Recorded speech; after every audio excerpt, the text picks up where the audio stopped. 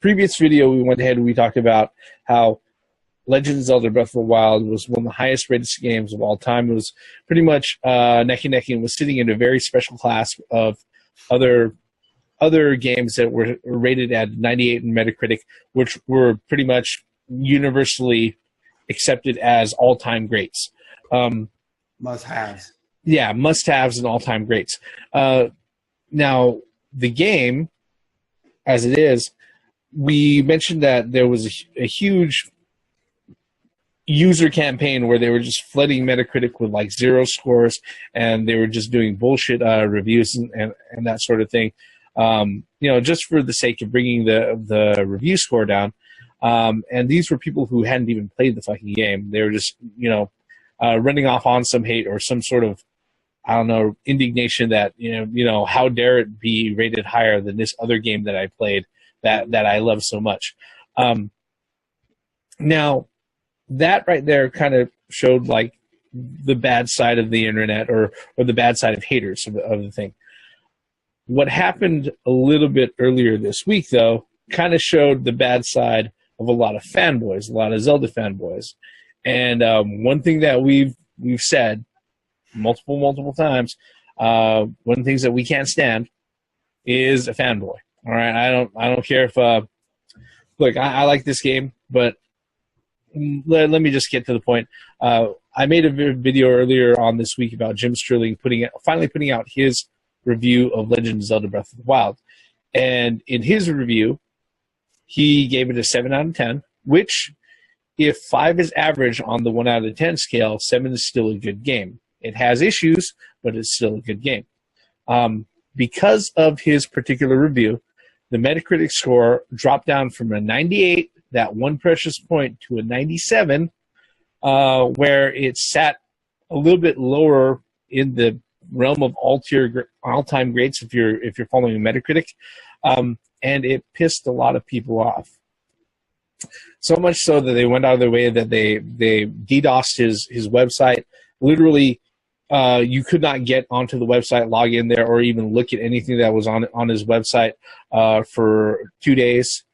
He was getting death threats over Twitter and all over the place. There were public polls that people were putting up on Reddit and other areas asking, should Jim Sterling be hung in public, for his Legend of Zelda Breath of the Wild review.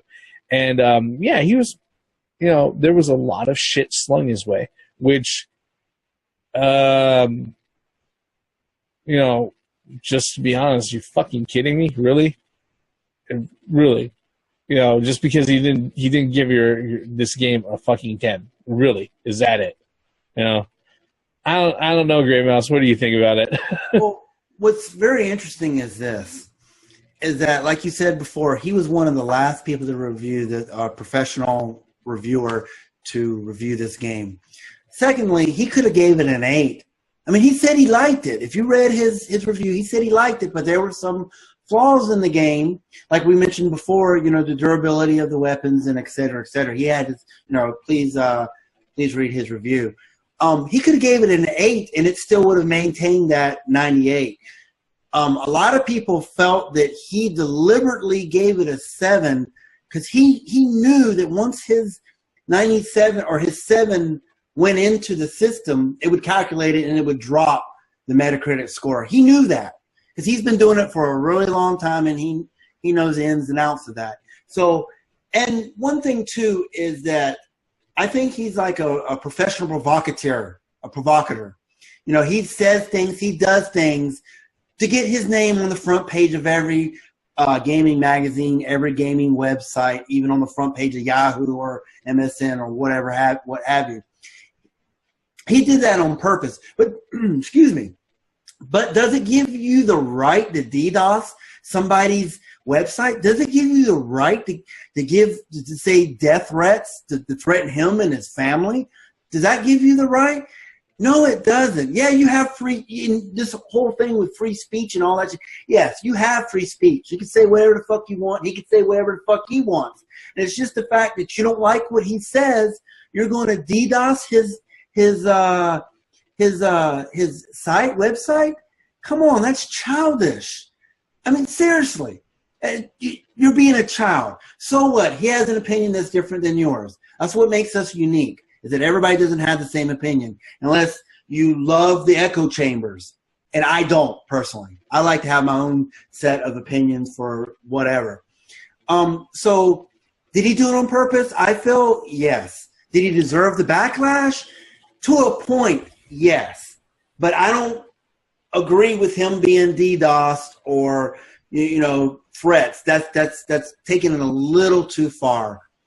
And that's just my opinion. And it's just that I felt that I don't know. And I felt that was very important for us to discuss this simply because we talked about, like the Reverend said at the beginning of the segment, was that we talked about the other side. So, we try here at the Middle Aged Guys, we try to be completely unbiased and look at the facts, and it wouldn't be right for us to complain about the people about saying, oh, the haters and not the fanboys side of the house. So that's why I felt that we should discuss this. But yeah, I mean, did he deserve it? No. Yeah, it's an interesting paradigm that where you sit there, you look at it, because we're in an earlier video we were talking about haters, and this particular video, it's not so much about Jim Sterling, it's about the fanboys. Yeah, and we've done fanboy videos before. And the truth of the matter is that I'm not a fan of Jim Sterling. I'm not a big fan of his style, And the truth of the matter is that he reminds me of Colonel Tot from fucking Raiders of the Lost Ark. All right. And yes, if you remove the J out from between his wings and you replace him with SS lightning bolts, he may not say that he's a fan of being a Nazi, but he's a fan of Hitler's style. That's for fucking sure, But I'm not making commentary about that. The one thing that I'm going to give Jim Sterling is that everything that he reviews, he actually plays. Okay, and if you actually read his reviews, he has reasons why he goes out of his way and he does certain things. He's tasty. Yeah. He's not those guys who give zeros. Oh, I haven't played this, but I don't like it because it's bigger. It's better than my game that I. No, he's actually played it. He put his legitimate gripes, and they're legitimate gripes. Some of them are a little bit nitpicky, but they're legitimate gripes. And look, there's no reason for you to go off on people like that for legitimate. Go ahead. Yeah, and the thing about it is that, I'm not a big fan of his. I'm not a big fan of his style, but what he does review, he actually plays. Mm-hmm. And when he goes ahead and gives his reviews, he actually gives reasons. So I can respect that. Yep. Does it mean that he should be this receptacle of online hate and be the thing about the DDoSing thing is that then you're fucking around with his livelihood and also the livelihood of his staff because he doesn't maintain that by himself. All right, it's impossible for him to maintain his site by himself. So you're fucking around with his livelihood and the livelihood of his people. All right, look, I can disagree with anybody out there. Okay, and I can call him an asshole all I want. But the moment I sit there and I fuck around with their livelihood, that's when I become the asshole. That's when I become the asshole. Yep. And that's what we want to go ahead and point out here. And that's pretty much what we need to go ahead and encapsulate with Legend of Zelda Breath of the Wild. It came out. It's already been out for over 10 days. We've had a chance to go ahead and play it. A lot of other people have played it.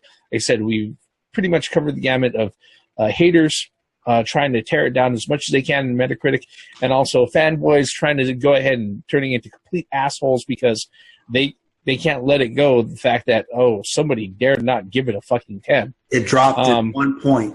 And that it dropped at 1 point. I'll just be honest, if I were to have to rate the game right now, I wouldn't give it a 10. Okay? I wouldn't either. I'm sorry, I can't do it. Yeah, it's not a perfect game. Okay? Mm-hmm. And from what I've played so far, it is not so revolutionary that There's a lot of things that it does that I've seen in other games before. It does them to a very high degree better, and to a great. There's this great Nintendo polish and shine on it, but it's not like they're not completely reinventing the wheel. They're changing the perception of the Legend of Zelda. They're reinventing the franchise, but they're not reinventing the genre. Yeah. Okay. So, but on that end, we would really like to know your impressions out there on YouTube. What do you think about The Legend of Zelda, if you've had a chance to play it? What do you think about the reception that it's gotten from the haters and from the fanboys? Jim Sterling's involvement in his review. Heck, you could even go ahead and mention the fact that Pornhub was down, 6% over the weekend that the Switch launched. But the silly thing was that, what was it again, Grey Mouse? He said that the most searched items on Pornhub was Link and Zelda. Link and that weekend? Yeah. Yeah, Link and Zelda were the most searched items, and the funny thing is that Link was the #1 searched item. What that says about society, I really don't know. All right. You can even mention that in the comments below, folks. Believe me, we want to hear your thoughts. Feel free to go ahead and leave us a comment. Tell us what you think about our particular video. While you're at it, hit the like button, hit subscribe. We would really appreciate that.